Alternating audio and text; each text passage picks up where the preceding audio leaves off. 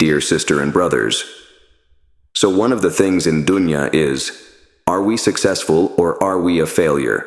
Or we have failed? Is that even in the Qur'an? And, subhanallah, the answer is yes. Allah in Surat Al-Hajj said, among people are those who worship Allah on the edge, at the border. If goodness happened to him, he's very content with Islam.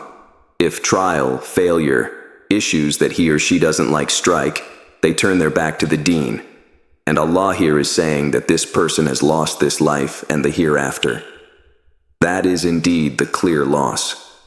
As a human being, we go through trials, especially when we start finding Islam, enjoying Islam, changing in our life, and then we see tests come in, or we say, in general, well, the people who practice, they are tested more than the people who are not. The people who disbelieve, they are not tested. They have everything in dunya, and Allah is telling us that tests are going to come, and this will be the litmus test for me to show Allah my sincerity to this religion. A test or fitna as Allah used it here. Affliction, disease, loss of a loved one, loss of a business.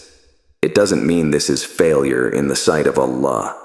We look at it as a failure in this life by our human being measures, but in the sight of Allah, it's not necessarily that.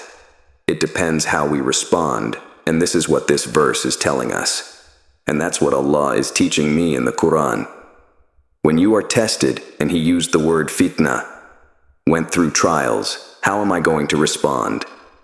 If I'm going to turn my back on this religion, I'm going to move away from Allah. I'm going to say I am closer to Allah and this what's happened, I don't want it. Then Allah would leave me.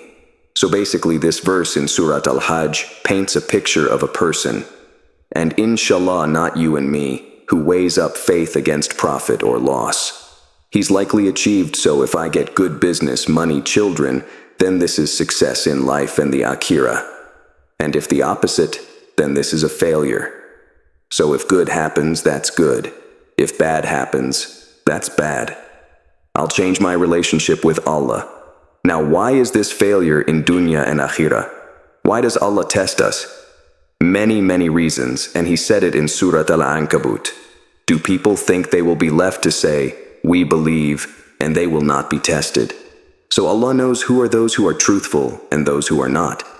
And then Allah also will shows my real faith versus my on-the-edge faith, or may Allah protect us all. Maybe I'm a hypocrite. So to not fail, this is what I need to do. When the test comes in, I'm going to say this to myself. This is from Allah. Everything that comes from Allah is khair. Everything that comes. He is the most merciful. He's the most beloved. He is the one who loves His servants. He is the one who doesn't want to punish His servants. So I'm going to tell myself, this is coming from Allah. So it is khair. Sometimes we see it. Sometimes we see the message. Sometimes we see the reason, and sometimes we don't.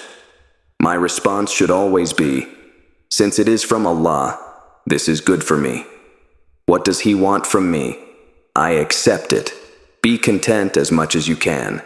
Be grateful that because of this test or failure I should go back to Allah. My dua should be better. My connection should be better. My salah should be better. If I respond this way, and that's a success in this dunya, because I took it.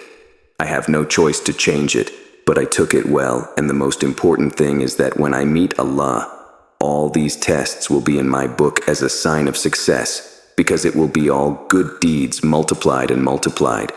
If I didn't do that, complained, rejected, changed, then again the test has not changed. I still have to go through it, but unfortunately I lost in the akhirah.